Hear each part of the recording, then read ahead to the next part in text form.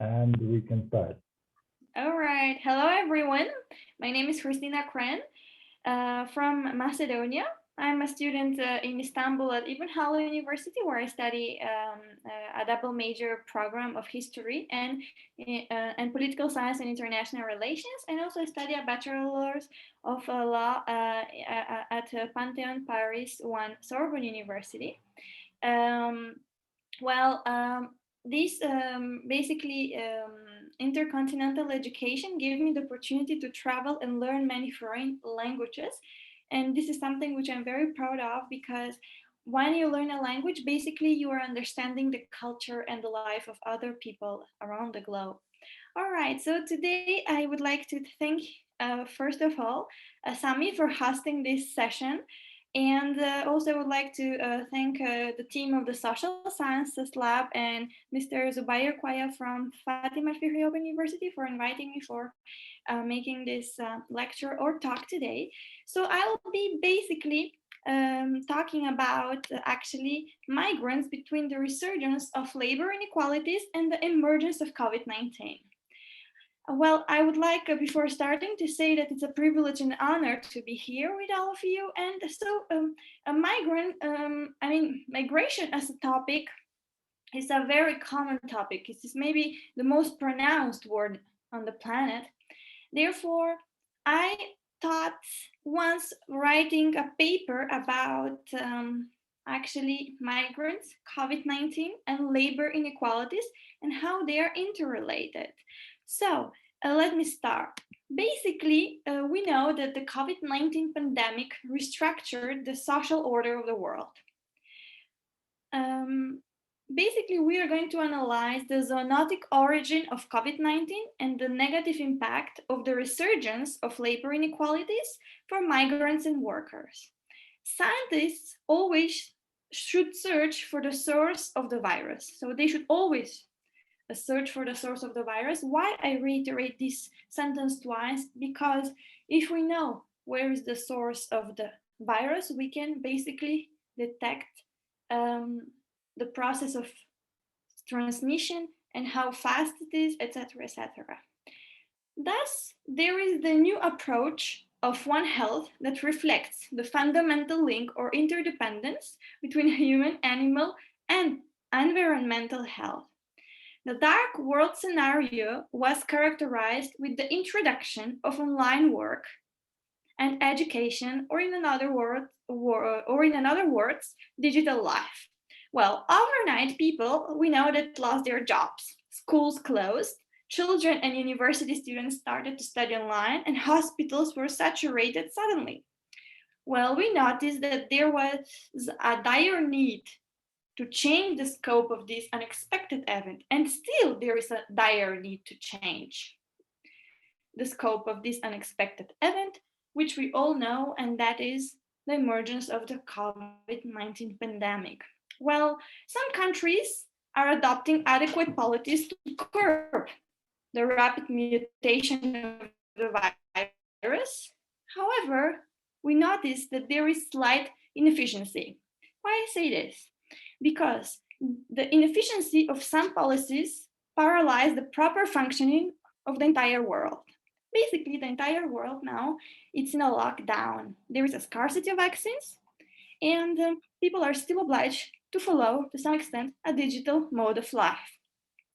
There is the importance of reducing social inequalities, providing decent work and economic growth for each country. And this will be possible by eradicating the phenomenon of slow justice and ameliorating the performance of the main international and internal institutions. And this is actually a post-COVID-19 mission. It's not a mission during COVID-19. It is a post-COVID-19 mission. We know that the Industrial Revolution of the 18th century gave birth to the notion of labor rights. Shortly after, international humanitarian law was added as a separate branch of legal philosophy. Hence, the primacy or imprescriptibility of peculiar international principles, such as the notion of gender parity, the prohibition of labor inequalities, the prohibition of child labor, or the prohibition of child exploitation, the principle of non-refoulement, or the principle of the prohibition of collective expulsion, was actually all of these principles were extensively promoted. So, where it all started, Antonio Gutierrez, in December 2020, stated that their impunity despite their legal status. And he said, just as migrants are integral to our society, they should remain central to our recovery. I absolutely love this sentence because we know that the legal status of migrants is always put into question because there are always some irregularities between the slow type of justice who is providing papers for these migrants and the period that the migrants are waiting to get valid papers in order to be able to work and reside in the country where they decided to live. So, well, the COVID-19 outbreak, basically, we know that it's a pandemic that suddenly started to emerge in Wuhan, China. The virus appeared suddenly, unexpectedly, but the mutation process was silent. And nowadays we have the British mutation, the Brazilian mutation, the South African mutation, etc., etc. This reflects the zoonotic origin of COVID-19. And what is the zoonotic origin of COVID-19? That means that we all heard about the first theory that bats transmitted the virus to human beings. So when a virus is transmitted from animals to humans, we call this zoonotic origin or zoonotic transmission of a virus. Therefore, we qualify COVID-19 to be an unprecedented zoonotic disease or zoonoses that are actually infectious diseases. The infectious agent is the host who attacks the vulnerable immune system of the animals. However, when the humans are in contact with these animals, they get infected as well. The trajectory of the whole process of virus transmission is inevitable, if it is not previously detected, of course. Migrations are the core pillar of international law. Migrations are actually like mutations. They can occur unexpectedly. Nevertheless, history is a perpetual commencement. Viruses and migrations are repetitive. Nothing can stop them. Even the most repressive legal policies cannot make a difference. Throughout history, migrations are perceived as a negative phenomenon. However, in modern times, if there is a brain drain in a peculiar country, then foreigners are welcome. In this case, migration is a very positive feature indispensable for the development of that peculiar country. Well, what are the main lessons and responses for COVID-19? They are very simple to understand. The promotion of the approach of One Health is indispensable. We cannot talk always about the importance of human health only. We need to include animal and environmental health as well. We cannot divide the rules of nature nor categorize them. Well, let's go back a little bit further in history. We know that the Spanish flu of 1918 was a dramatic health event. Jeffrey K. Taubenberger qualifies the Spanish flu of 1918 as the mother of all pandemics. Is considered to be the mother of all pandemics, then can we call COVID-19 to be the mother of all zoonotic disease? It's an eventual theory. It is debatable, of course. It is important to mention that the coronavirus is a novel virus. That means it's a new type of virus that was never seen before. In Latin language, the word novel means new. I would like to mention that COVID-19 is identified under the code SARS-CoV-2, and the Spanish flu was recorded as influenza A subtype H1N1. Both viruses are influenza viruses because the primary issue is always the mode of transmission. However, we know what are the symptoms of basically of the emergence of COVID-19, what are the symptoms that are provoked. And basically, I can now talk more about migration, which is the core notion of this talk. I can basically say that with the emergence of COVID-19 started actually the resurgence of labor inequalities. This worsened situation. There was a high rate of unemployment before the COVID pandemic, before the COVID-19 pandemic as well, but the high rate of unemployment during the COVID-19 pandemic is unprecedented in modern history. Well, I will talk now about migration theories. How we perceive the world of migration and labor inequalities. Well, the philosophy of human territorial movement is basically called the philosophy of migration. The scholar Saskia Sassen stated that migration is an urban future. So it's an urban future. Over time, people moved from the villages to the cities because there were better life opportunities, of course. There were schools for children, university for students, factories for the people seeking new job opportunities, etc., etc. The 1960s and the 1970s are considered to be the golden ages of migration. Migration in these ages was peculiar. Actually, this migration was selective. That means that people were recruited by other countries to come to work and live there for a longer period of time. For instance, in the Netherlands and Germany, in the 1960s and the 1970s, there was a scarcity of workers, or there was no enough numbers of workers residing in Germany to be able to work on the fields. Therefore, in the 1960s, plenty of Turkish people went to work on the fertile lands in the Netherlands and Germany. This type of migration was known also as labor recruitment. For instance, nowadays in Germany live more than 3 million Turkish people, descendants of the migrants, worker migrants that went to work there. Basically, I would like to mention also that according to Pichet, migration must occur sooner or later because it is not static. He's saying that after a certain time, via a process of circular and cumulative causation, migration becomes self-perpetuating, and that's a problem. Self-perpetuating means that migration is sometimes uncontrollable. And Pichet also is mentioning that stakeholders are not always employers, but also they can be traffickers. And human trafficking is forbidden by law.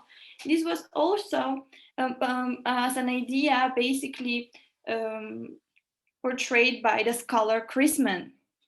Human trafficking or trafficking person is divided into 3 categories. The first category defines the act.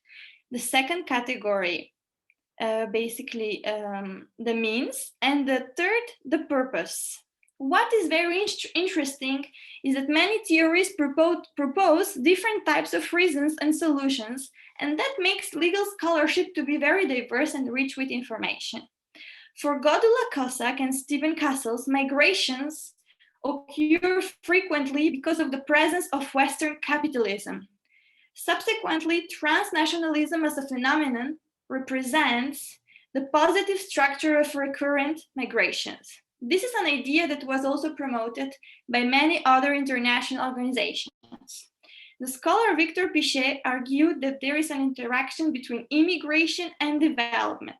Basically, immigration occurs because in some regions there are better life conditions.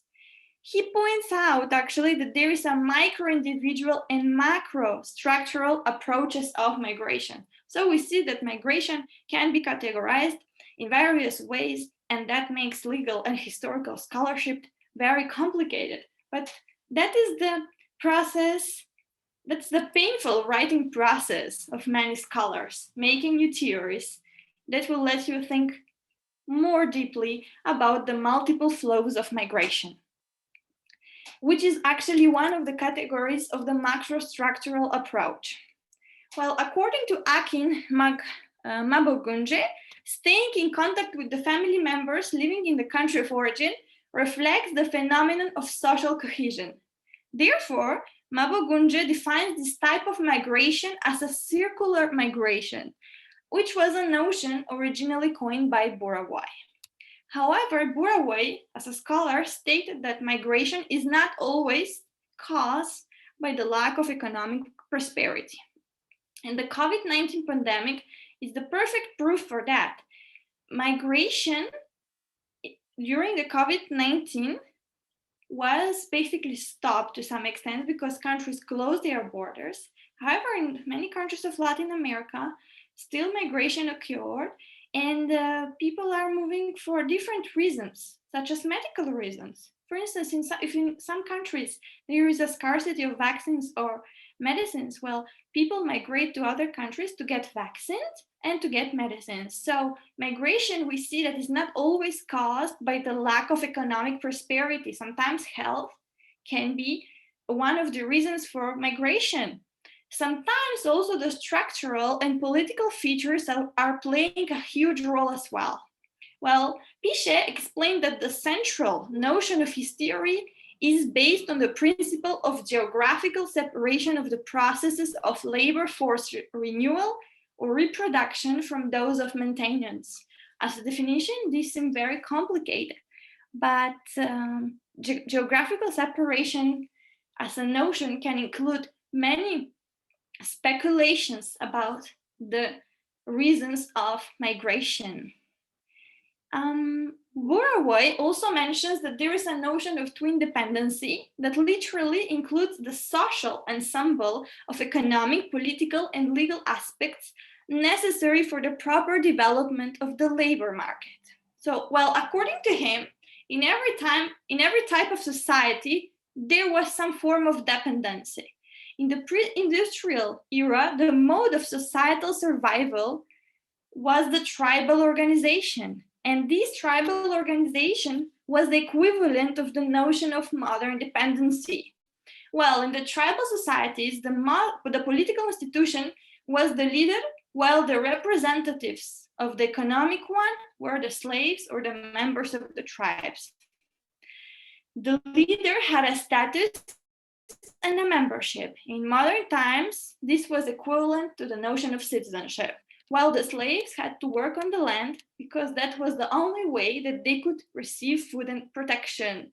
So the form of dependency was very crucial in the pre-industrial era because people and lords as well were not having any other option.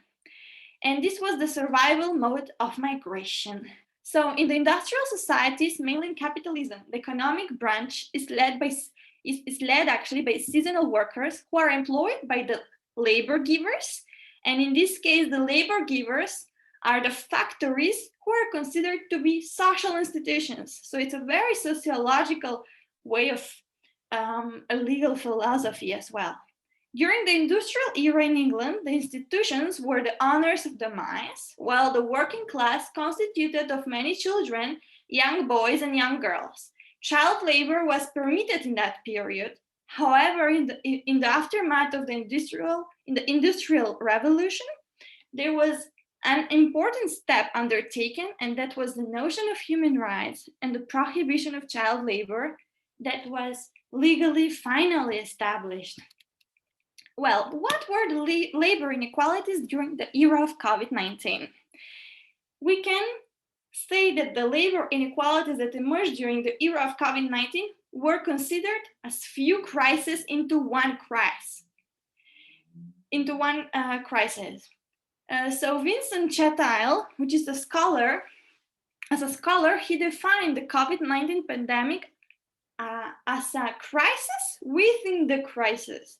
So therefore, there are numerous crises that create chaos in the society. As a matter of fact, COVID-19, we said that it is an unprecedented crisis. In other words, it is crucial to highlight that few crises occurred during the same crisis. There was a health crisis, economic crisis, educational and political crisis. Basically, suddenly, everything stopped.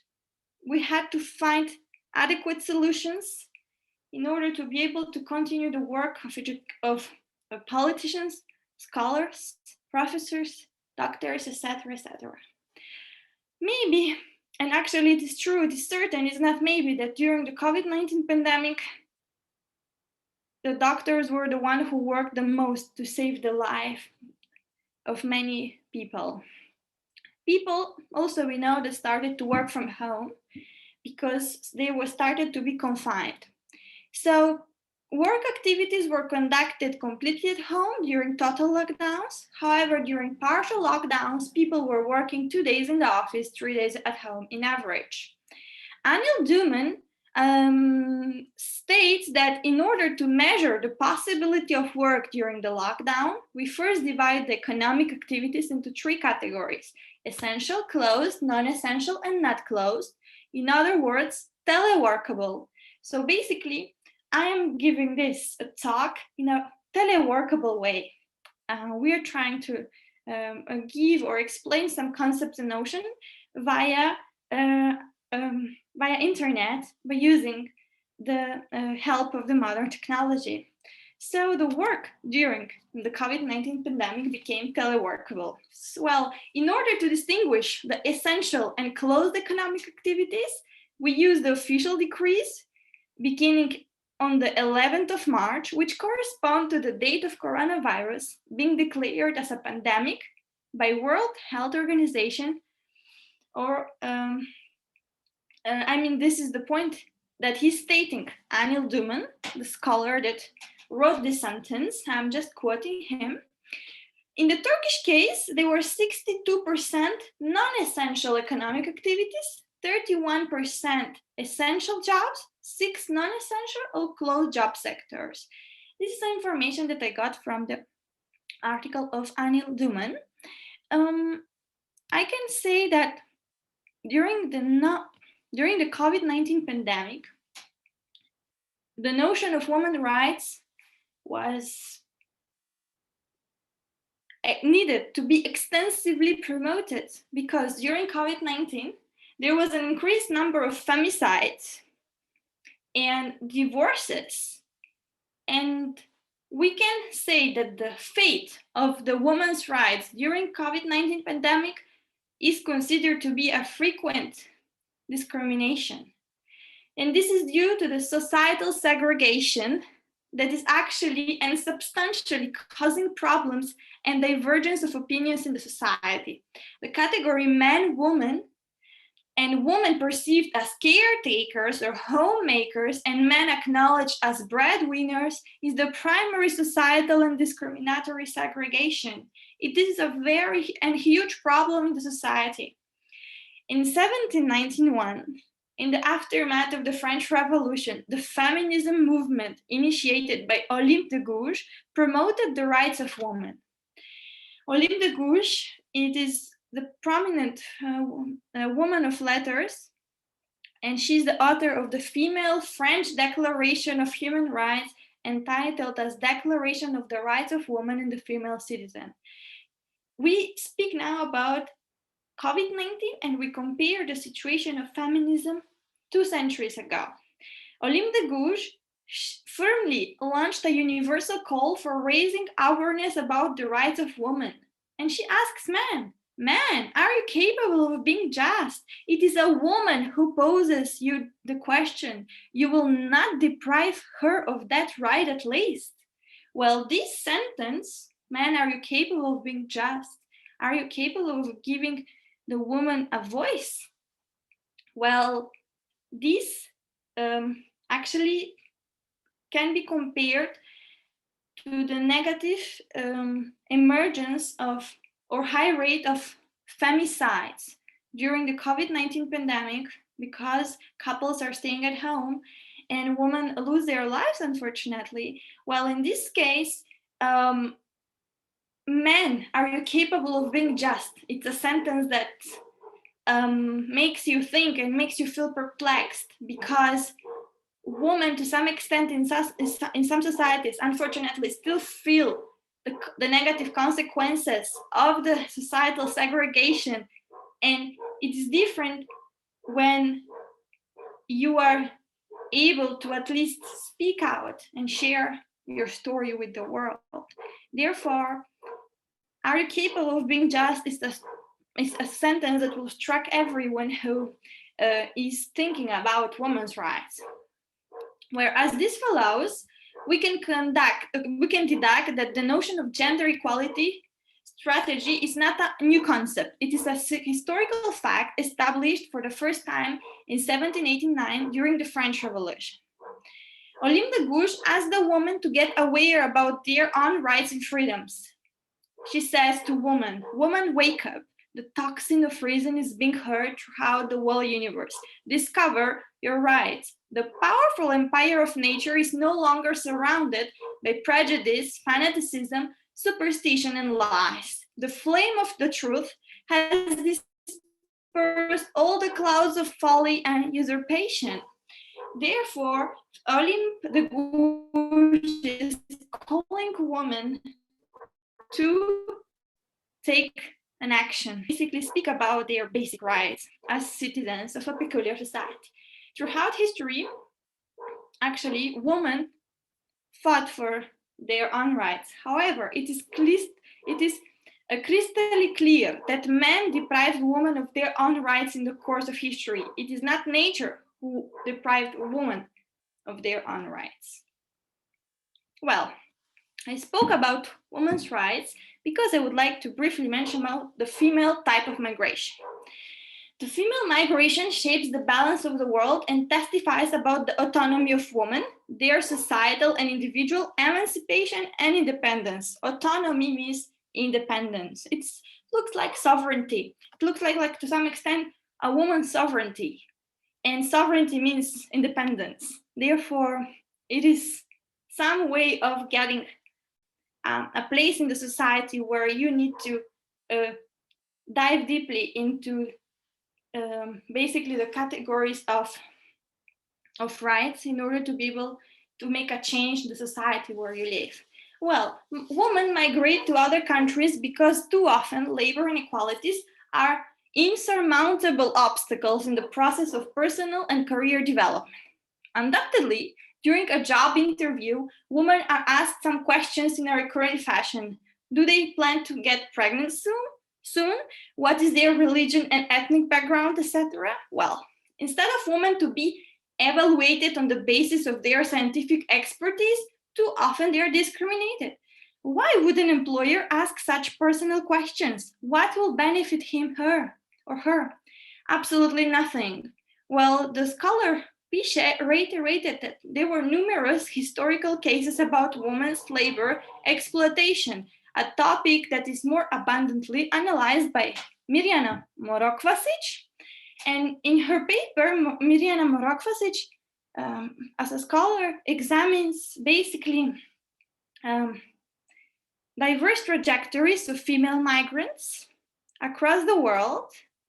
And she's illustrating the many cases of female labor exploitation. This is a sentence stated by Pichet. I'm quoting him. And he says that for Mirjana Moscovic, female migration can be a positive feature. And that this means emancipation, financial independence, and this can also sometimes reinforce gender inequalities. The notion of gender inequalities, basically, that Pichet emphasized reflects explicitly the patriarchal version of the role of the woman in the society. Women needed or were forced to take care of the children and the household.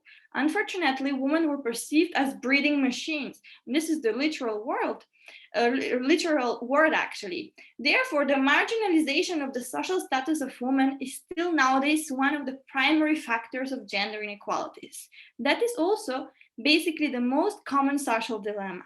Too often, women get lower salaries than men because apparently women didn't negotiate the amount of the salary they are supposed to get. During the COVID-19 pandemic, there was a surge of domestic violence and increased percentage of legal demands for divorce. Such compound practices reflect the societal failure in terms of common values. Well, let's start a discussion now. Why human beings always prefer to promote the importance of human health and do not include in the same process the health of the animals and the environment, and how this is connected to labor inequalities, where they're all interrelated. Why, after the introduction and the promulgation of many legal and international documents, labor inequalities still exist, even in the era of COVID-19? Why migrants are always discriminated and the nationals of a peculiar country enjoy more privileges in the field of work?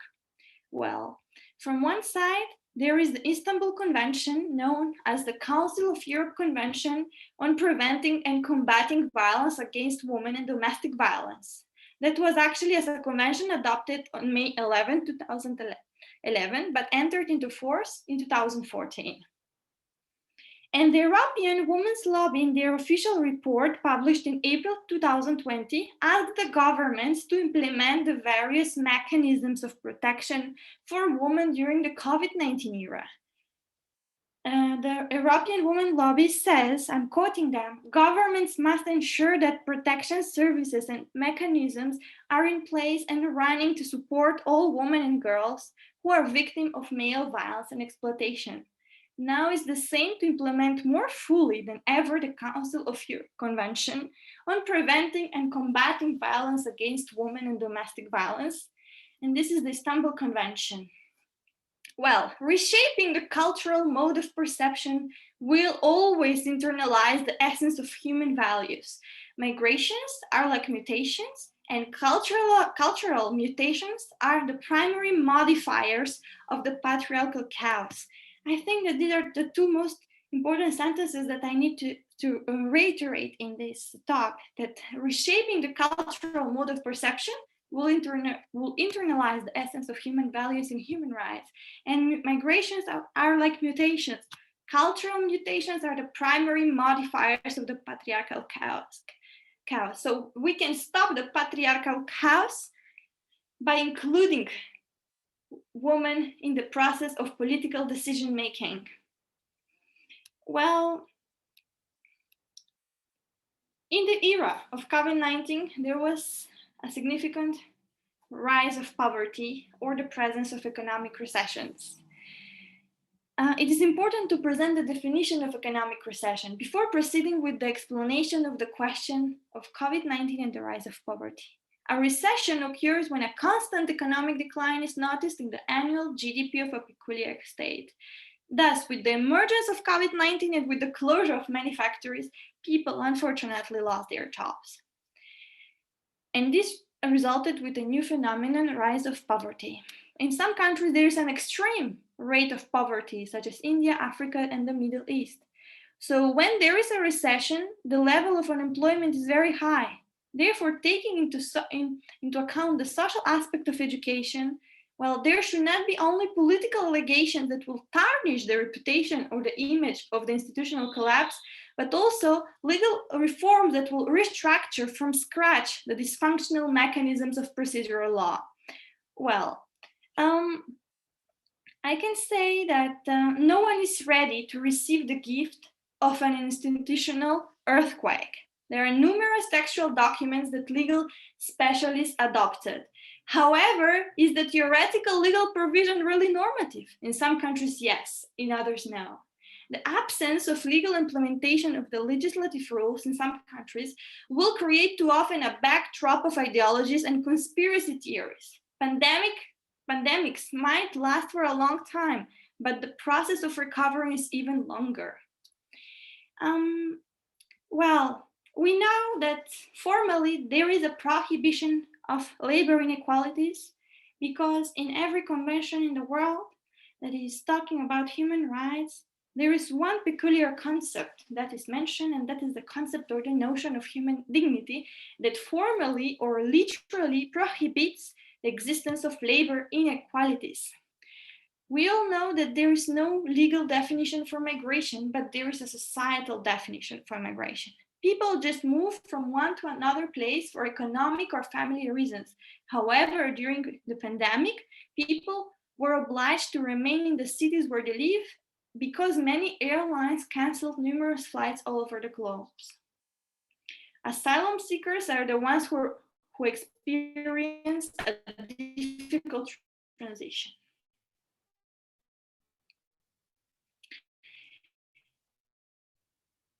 About labor inequalities during the COVID-19 pandemic. Are they considered to be a vicious cycle? So what is a vicious cycle? Actually, is the pandemic COVID-19 a vicious cycle? Well, a vicious cycle is a phenomenon marked by a significant dose of negative features. Even though you might have a long working experience, you still may face labor inequalities and vice versa.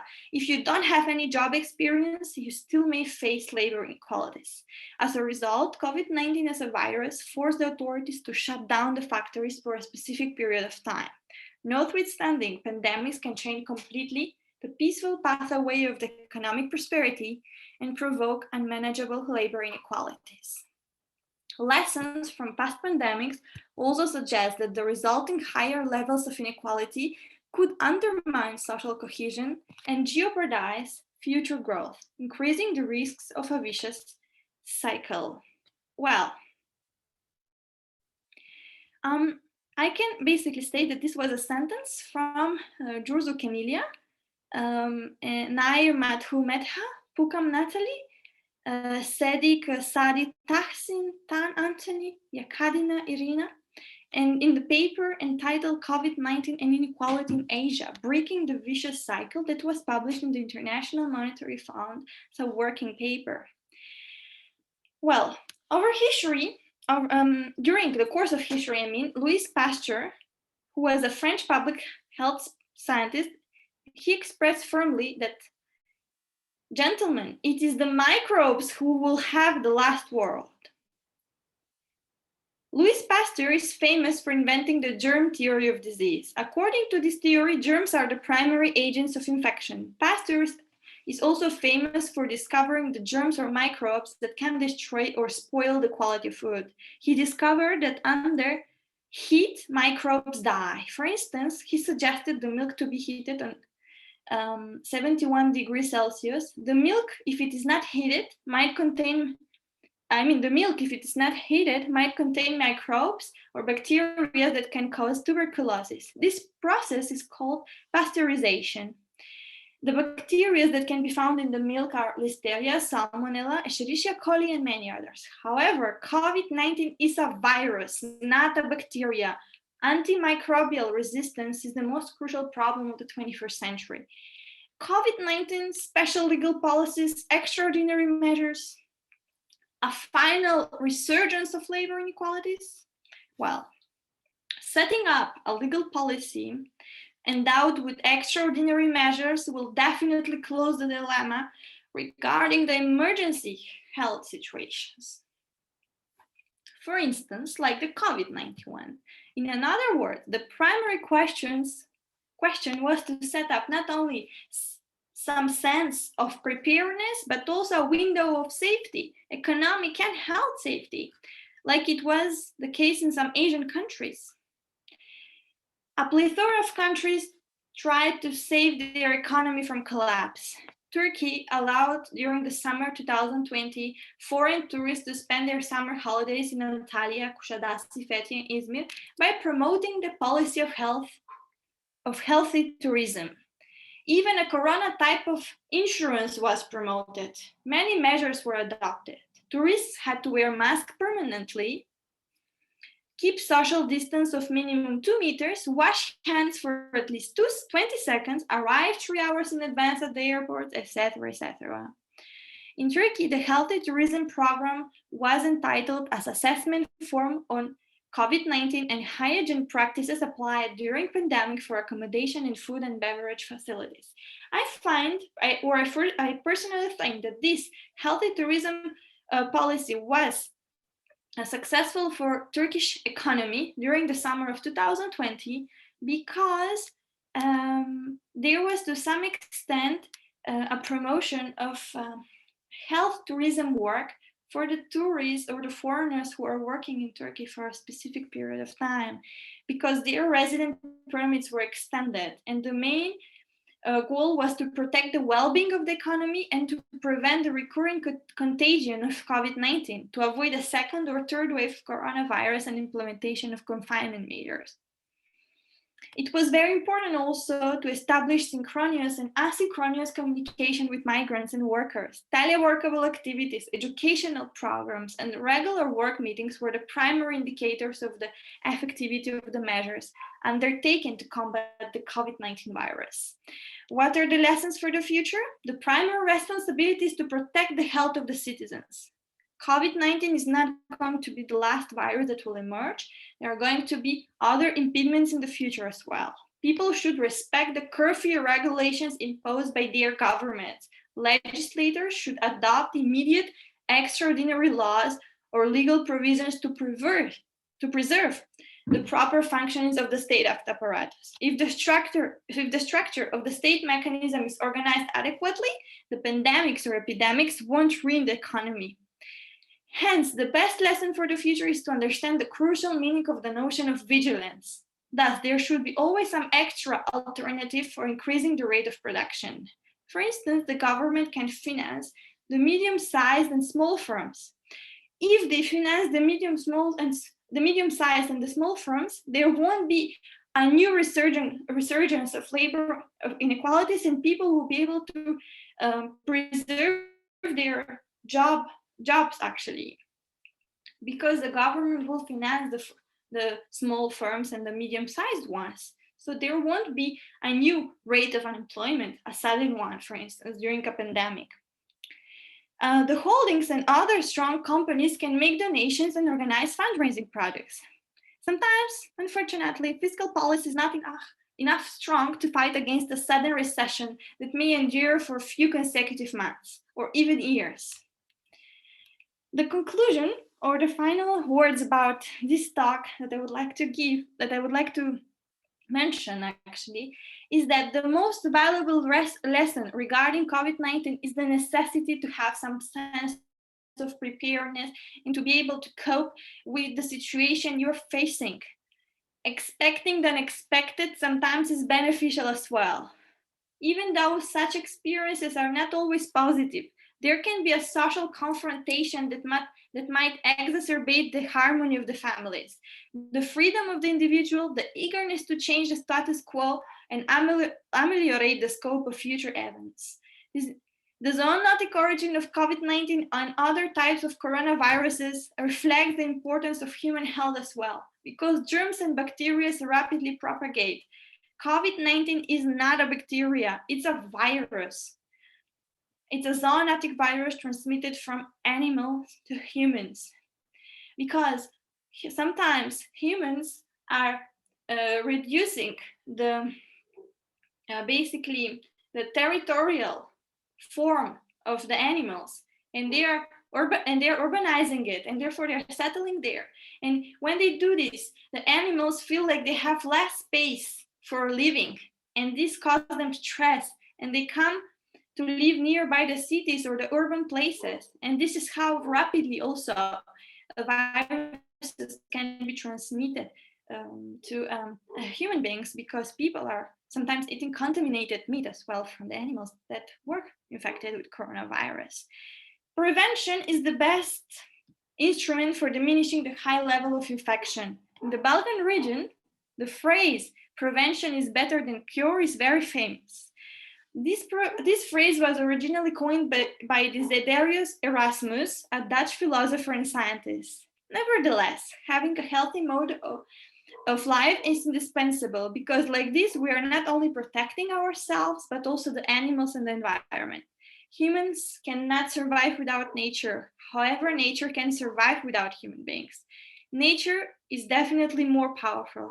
However, labor inequalities existed since many centuries ago, and therefore the necessity to reduce the social pressure of migrants and diminishing the vestige of labor inequalities will definitely change the scope of many work policies. Most importantly, this will no longer create disparities among many affected regions in the world. What is the forthcoming situation of the world? No one knows, but certainly we will discover in the future. Thank you very much for hearing me.